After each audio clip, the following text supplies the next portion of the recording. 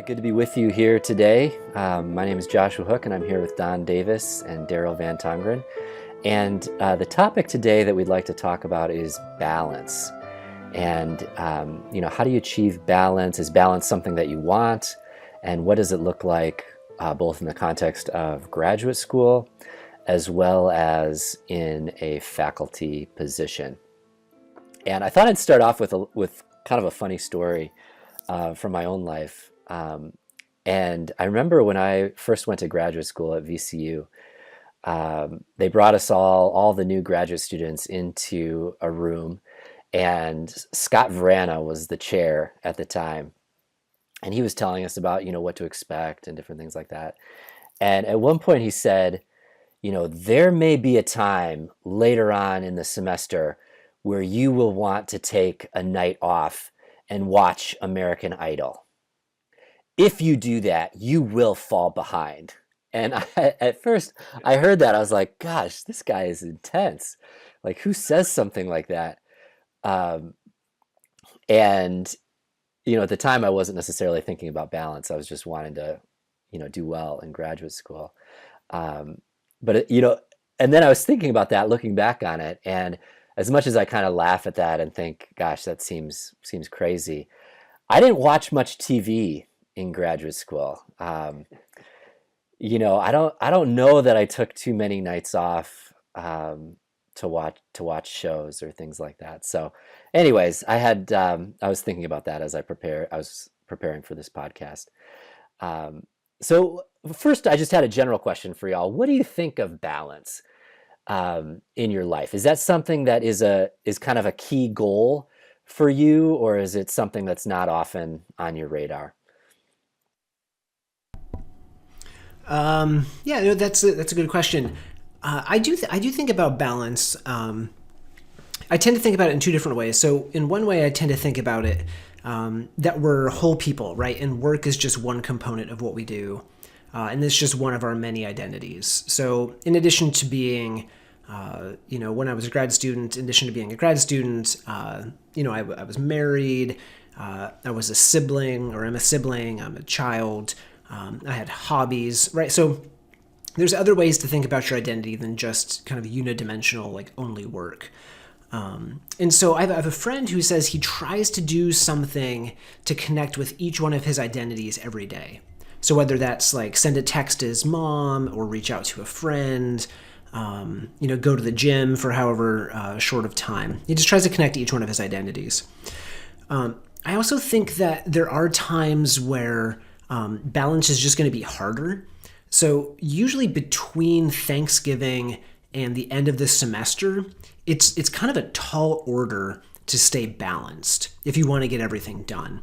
And so sometimes I think it's helpful to think of life in rhythms and realize there are just going to be rhythms of life that are just more stressful. And if you can foresee them coming, you can try to work in things to help provide buffers, or let your friends and family know, hey, it's just gonna be really hard for this amount of time, and what can I do to take care of myself?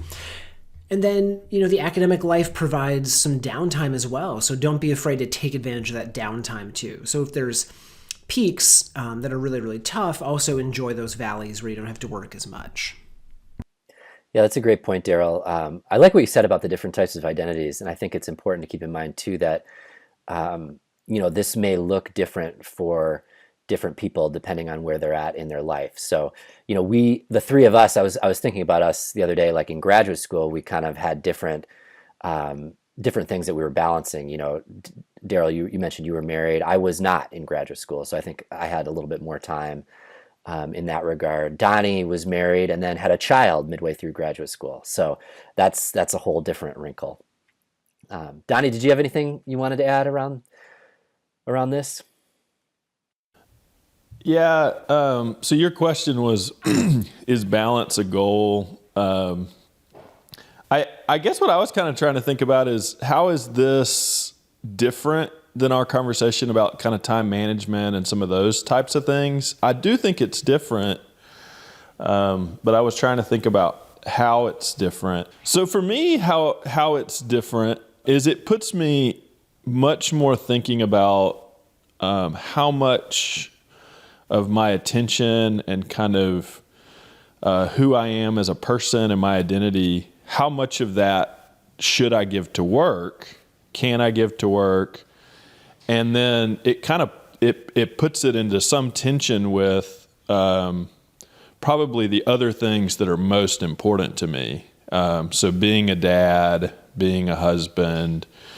And so for me, that's kind of what it raises is, I was thinking about grad school. We all worked very hard. I mean, we logged a lot of time, and we got into a rhythm of logging a lot of time. And so it was, kind of a process of trying to think about, kind of a weekly or even kind of a semester, how to kind of structure time in a way that also was congruent with work's important, but also these other things. You would never want work to kind of eclipse these other things because, at least in principle, none of us would say that we want our work to be more important than some of these other roles. So for me, that's how it's a little bit different than just time management. Time management's kind of almost more into the logistics of things and how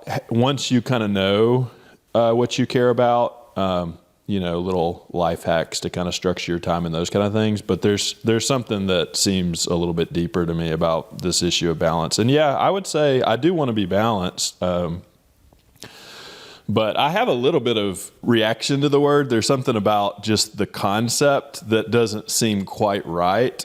So I'm kind of curious what y'all think about that. But yeah, I don't know that balance as a word is the best concept for me to kind of think about what it looks like to, kind of live in alignment with my values, that kind of thing. Yeah, I like what you said about balancing the different priorities in life or living a life according to your values, because I think that is something I think about when I think about balance too. It's like, what are the really important aspects of my life that I want to be spending time on, and how do I want to kind of organize those priorities? So work is definitely one, family is another, my spirituality is another, my health is another. So I have some of these different things that are priorities that are important for me. I wouldn't want to kind of only focus on one to the detriment of others and vice versa.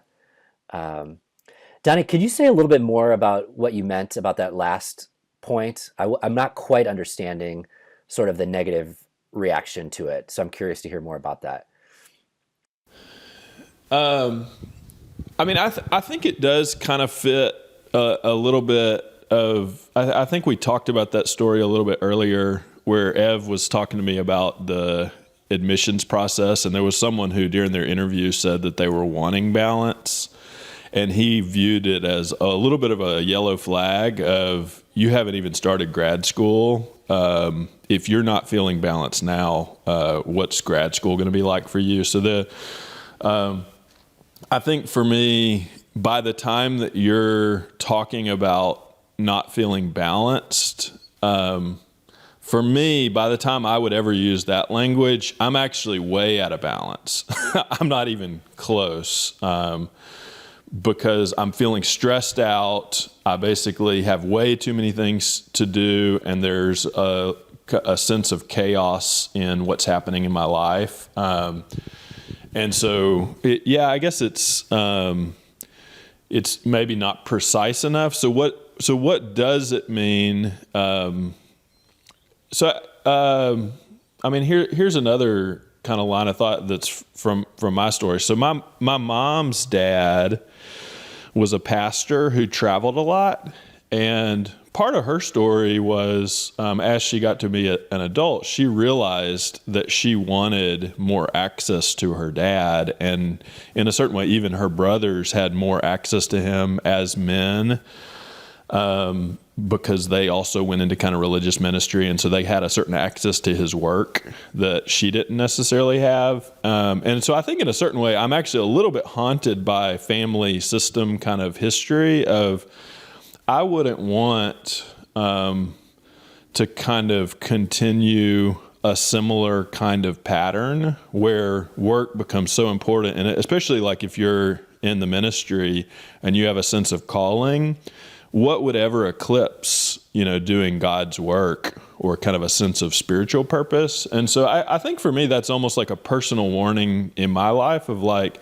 I really like what I do. And I do feel a sense of calling about the work that I do. And if I can have large chunks of time to write and read and, talk with other people who are interested in similar things, like the truth is I find those aspects of the work incredibly intrinsically rewarding. I don't like the email and lots of busy work and lots of meetings. So that part I have no problem trying to cut down. But there are parts of what I do that I absolutely love.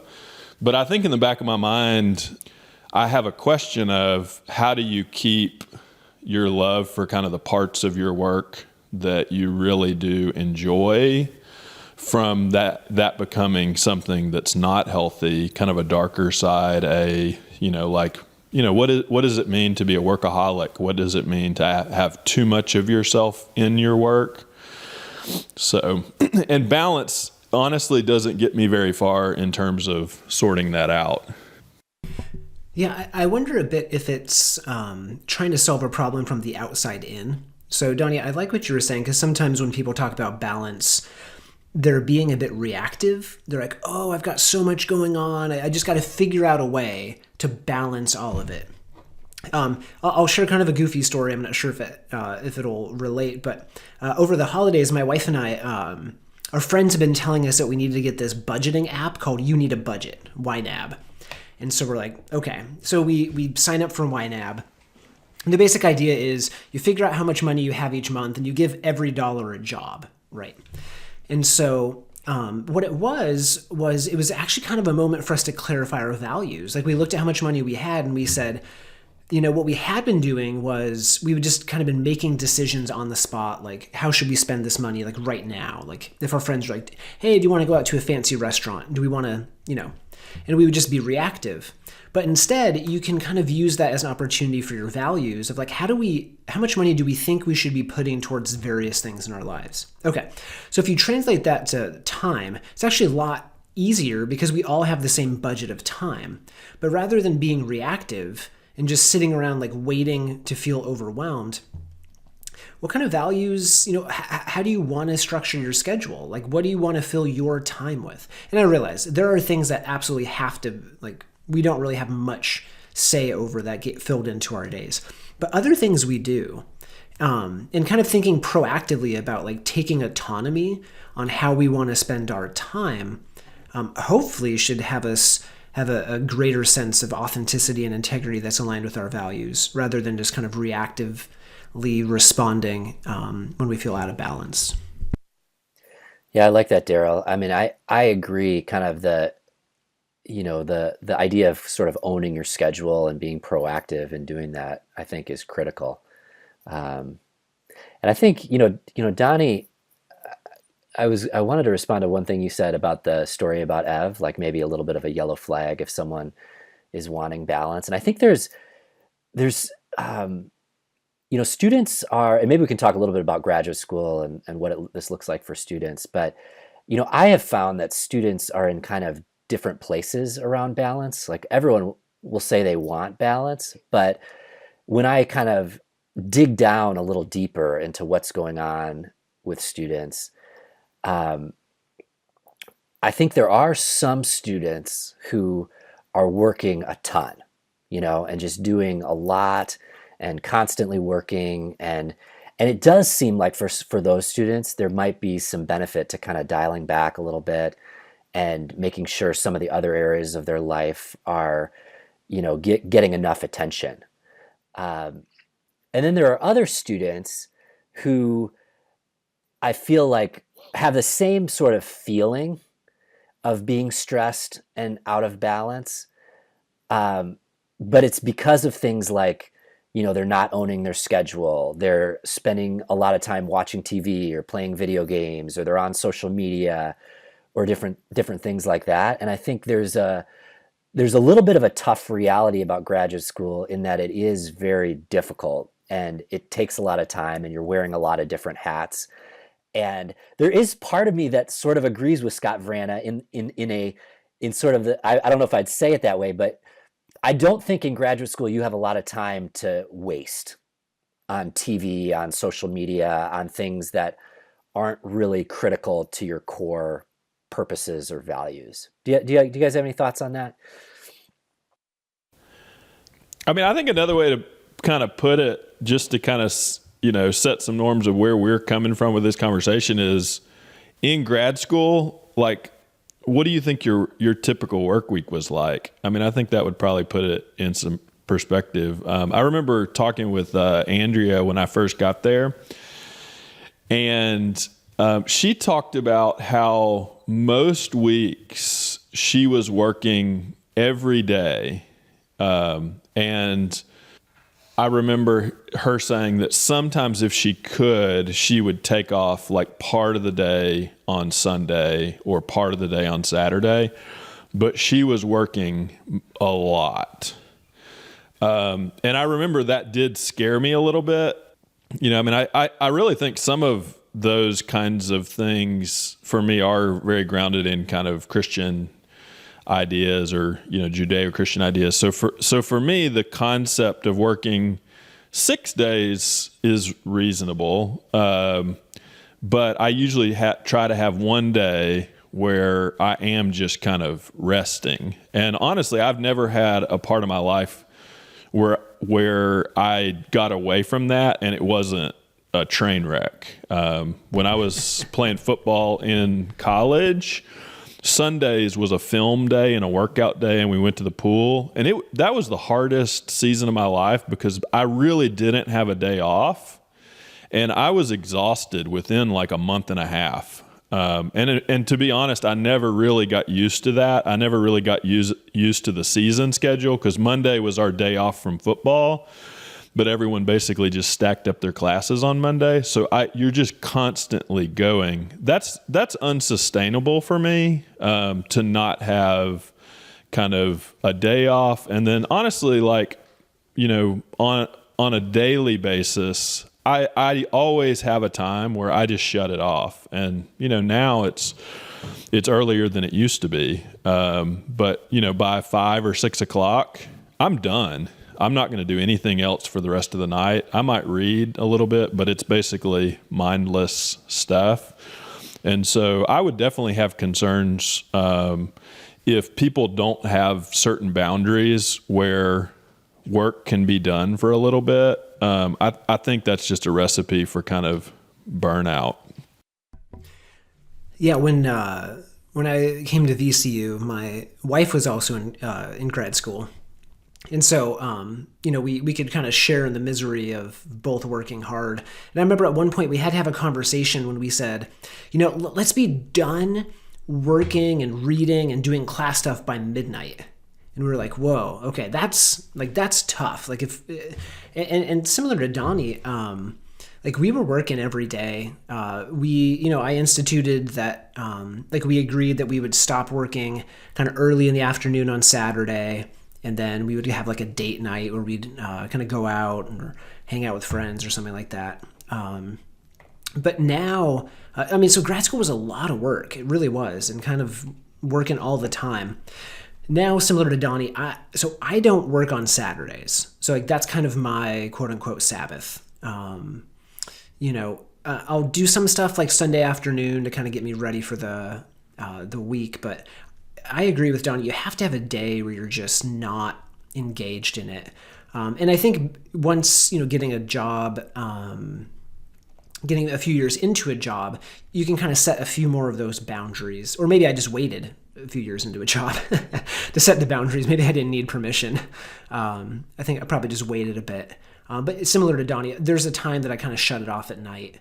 And I might see my email come in, but, I'm not going to do anything about it. Or I try to hold those evenings and then at least a Saturday where I'm just kind of disconnected.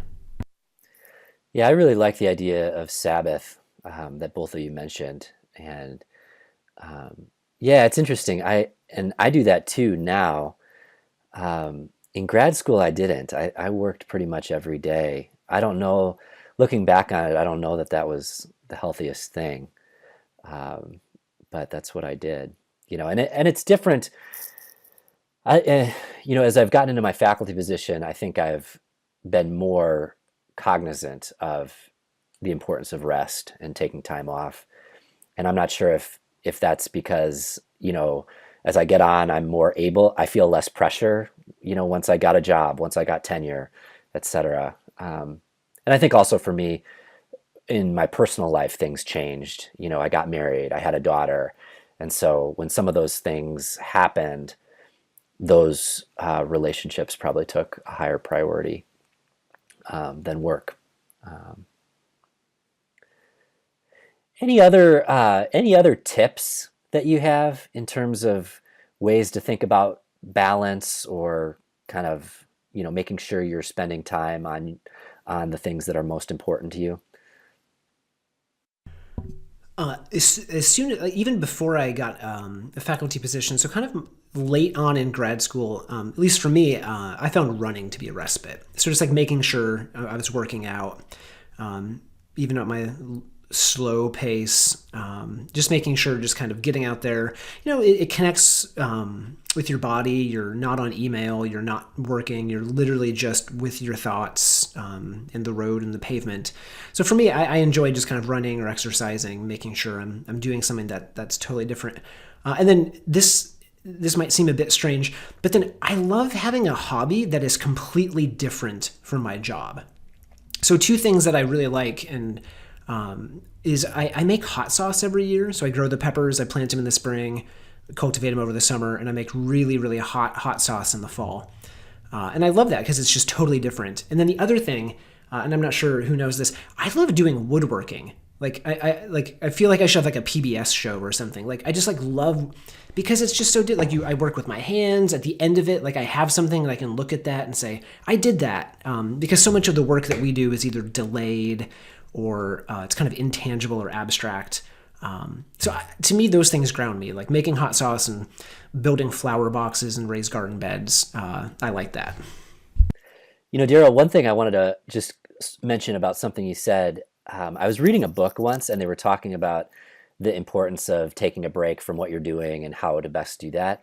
And one of the things the author said was the most effective breaks get you in a different mode of being from what you're doing the majority of the time. So she was saying, if the majority of your work is kind of in your mind, thinking, reading, writing, etc., the best breaks would be getting into your body and doing something physical, and vice versa. If your main job is a physical job, maybe the best break would be to do something with your mind, engaging your mind. So I think it's interesting that you sort of found that naturally. Yeah, I agree. Donnie, did you have something you wanted to add? So one quick comment, Daryl, your thing about working out, The Rock actually has a similar thing. So I just wanted to point out that similarity. You guys have a lot in common, and that's one of them. Yeah, we do. So he talks about how basically working out is his kind of centering time every day, and no matter what's happening in the day, that's something he can count on, and it's goes well beyond just the benefits physically, but there's kind of a whole person centering that happens. So for me, I actually have thought a lot about that when he described it. I haven't worked out as much since college, and I don't think that actually is what kind of centers me the most. But I do think if you want to feel balance, I think it's better to focus on a positive thing and what you want and what you're aiming for than it is to focus on kind of managing the chaos, if that makes any sense. And I love this analogy. I may have even talked about this before in this group, but in high school, when we would practice kind of running and changing directions, we would do drills to basically focus on every part of your lower body and how to change directions and turn around somewhere. And so the coach would be like, okay, you pick up your knee and you do this with your foot. And we would kind of do these drills to kind of practice doing that. And, I think the idea was to kind of automatize it. in college, our strength and conditioning coach basically said, a lot of coaches are teaching this stuff. I mean, he literally had to address it because so many people are doing that type of thing. But he was like, you know what? All of that is bunk. It's not helpful. Here's what you do. When you want to change directions, turn your head and focus your eyes where you want to go, and your body is going to figure it out.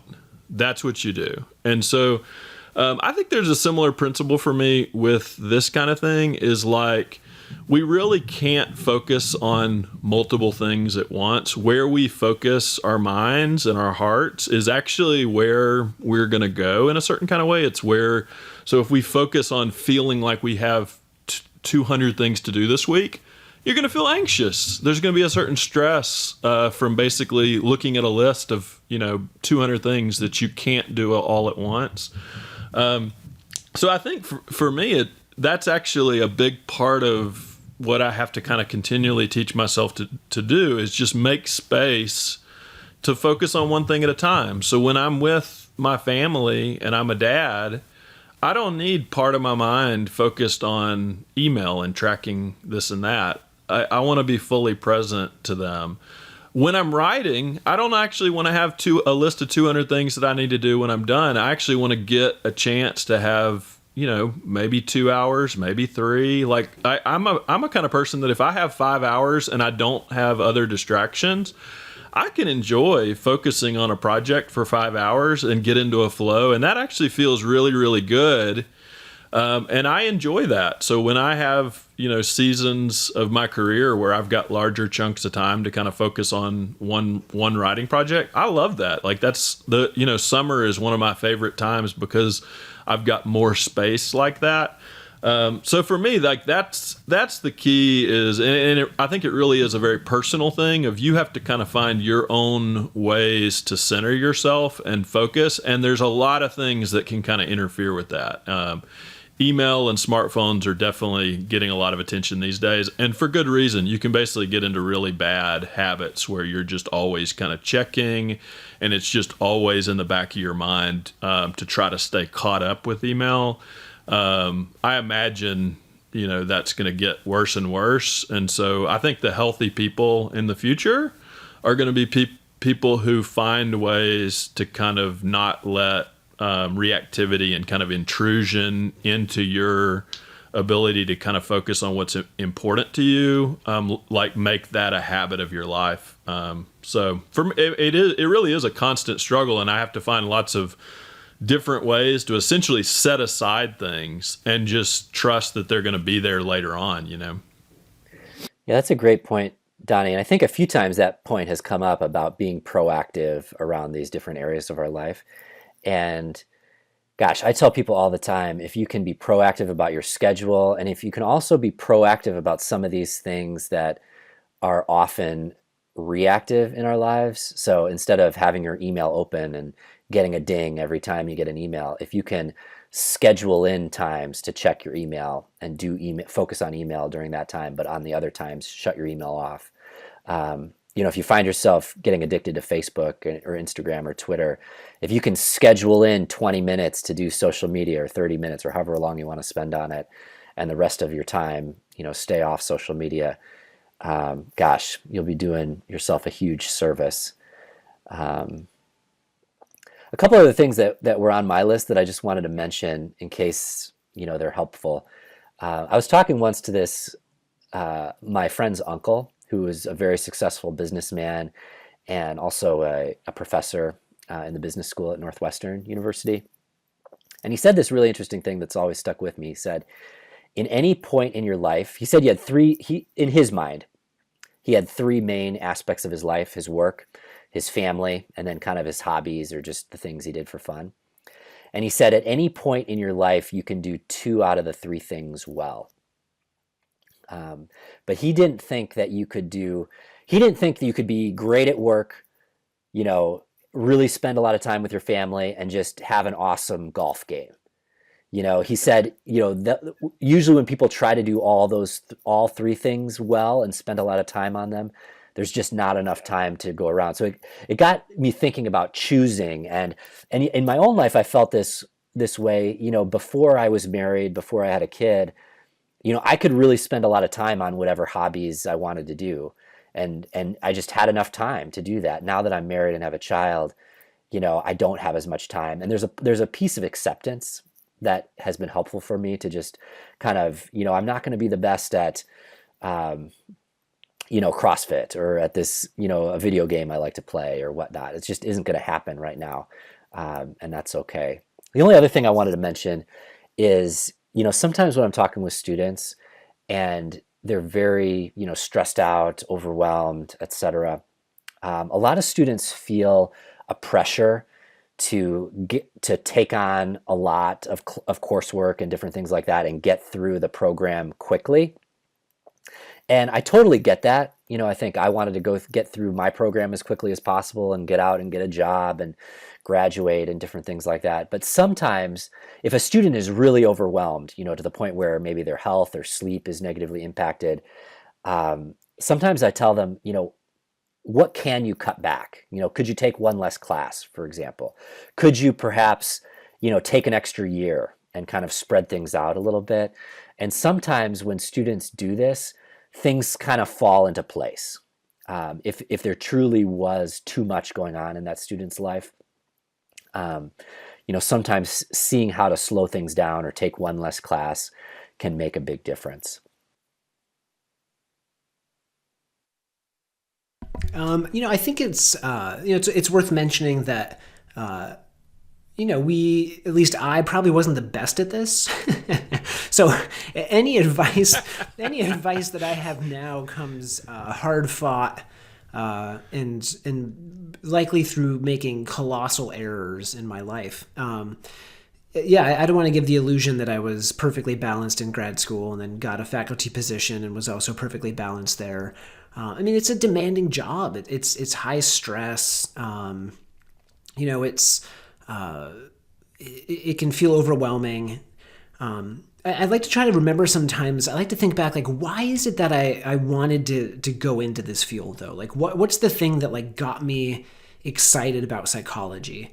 And my guess is it probably wasn't to crank out X number of publications in Y journals each month or year or whatever. I didn't know about any of that.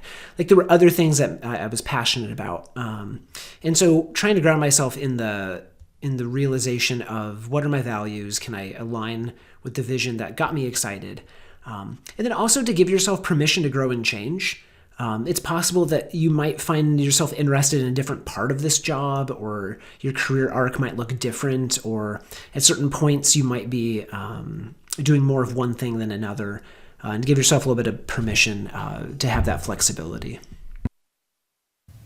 I definitely agree with what Daryl just said.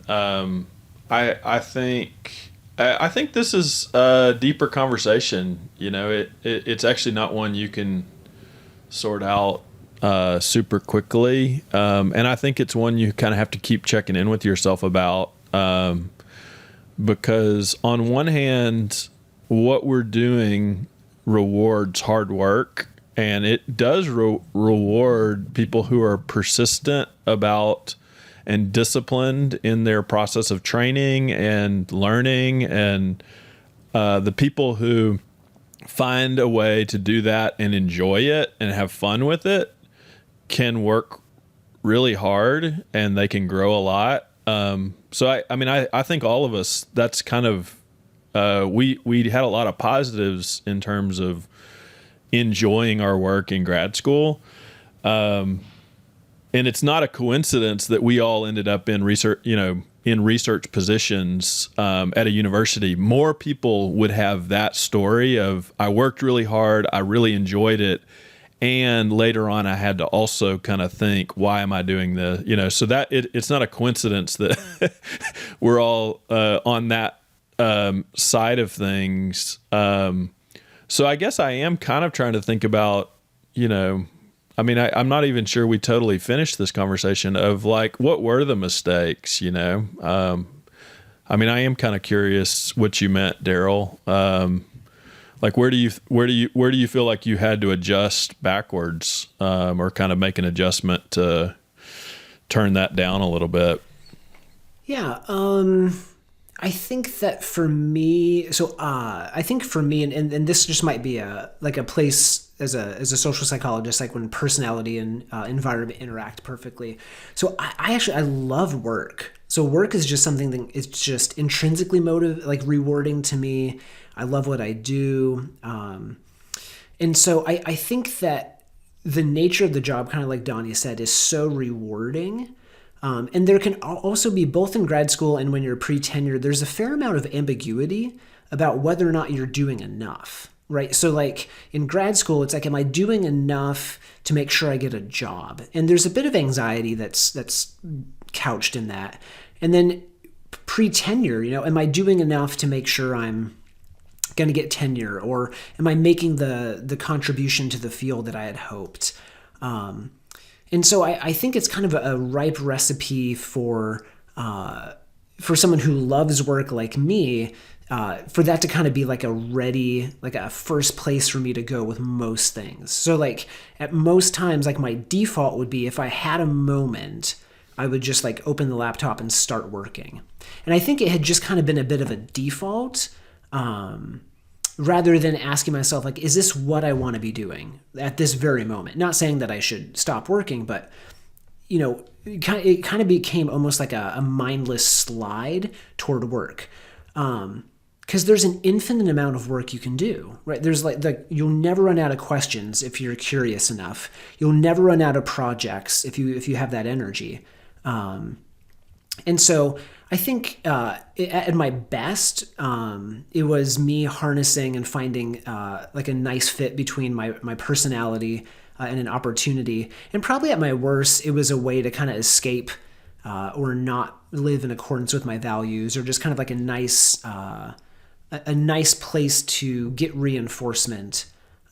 If that makes sense. Yeah, Daryl, that definitely makes sense to me. And I mean, what I can say, like the warning signs for me, I think are similar. There were some times in my life where other things I was stressed about, and I realized I could actually use work to ground me and feel okay, even though other parts of my life weren't okay. And there was a point where I realized that actually wasn't necessarily good. I mean, it almost functioned as a way for me to kind of distract myself from things, almost in the same way that it was almost like a functional bad habit. Right. It doesn't show up, if I was drinking an old fashioned every time I felt stressed. Right. So I think if I hadn't started to pay attention to that pattern, I think later on there really would have been bad consequences of emotionally dealing with stress by kind of doubling down on work. And then I think the other thing that was a shift just in life is in grad school, I think there's an opportunity for you to kind of get your relationship needs met and work. For me, like being friends with you guys and kind of spending time with you and kind of having overlap with Ev and other people, there was a chance to kind of collapse different parts of my life in a certain way. And I don't actually think that was bad for me in grad school, but now it wouldn't work, and it's not possible. And so I actually as I realized some other things that are important to me, I don't want work to be 90% of my life. And I wouldn't be the kind of 60 or 70-year-old that I want to be if I were to kind of allow that to happen. Like, I want to be a person that's embedded in a community and that knows lots of people and has lots of fulfilling relationships. And so those take time and energy. And so what worked in grad school just doesn't work anymore. So, I think this has really been like a moving target. And it is, as we've gotten into it, I realize we're almost talking about the problem, but it's kind of an ongoing thing. Like it's almost like if you were riding a bike, you kind of always have to keep balance or you fall.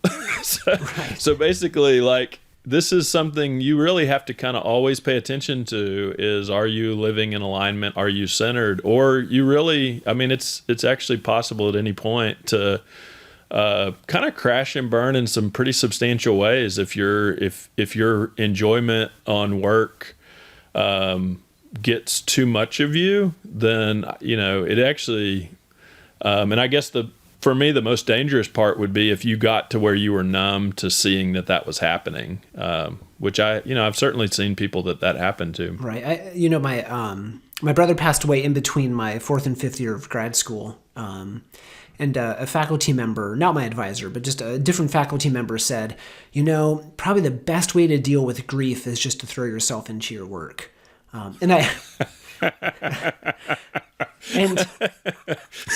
Wow. And sadly, I was like, okay, well, if that's a way to metabolize this grief. And I remember I worked so hard that summer.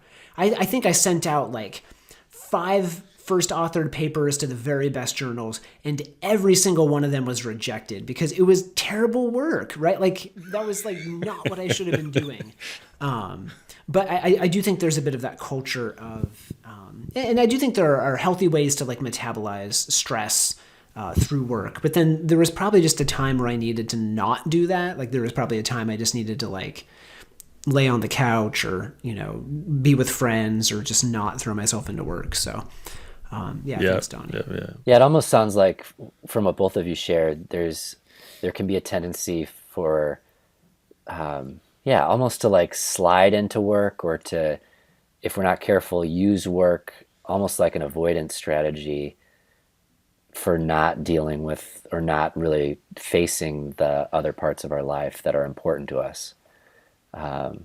So that seems very different than kind of what we were talking about earlier, when it's like, okay, let's sit down, figure out what we're valuing, figure out what our values are around work vis-a-vis our other priorities, and then spend our time accordingly.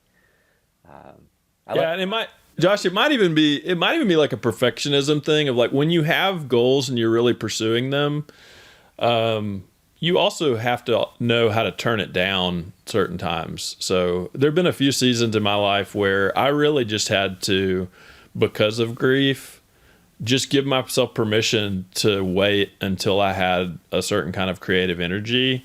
And I'm very thankful that I did, because I think I really could have messed myself up, honestly, emotionally. So I would say that to students, like you're unlikely to go through a 5-6 year program and, never have anything major happen in life. Life happens, and it happens when you don't expect it to.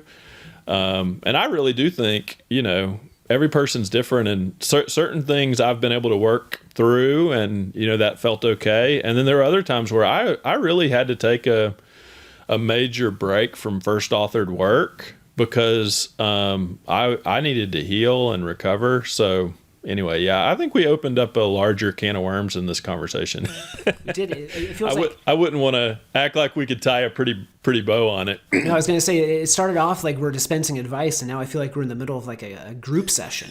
This feels good. Yeah, right. I don't want it to end. I just turned 42, so I'm probably in the middle of some sort of midlife crisis. So, but there's wisdom there. That this is kind of I think realizing that this is kind of a deeper issue. It's ongoing. It's not something that you kind of do a day-long retreat and like figure out for the rest of your life. It's something that we keep having to wrestle with.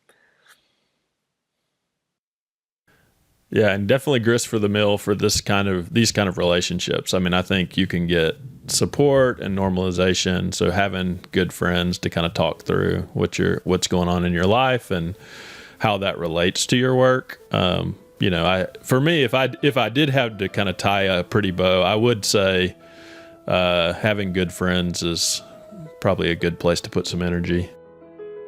Yes, agreed.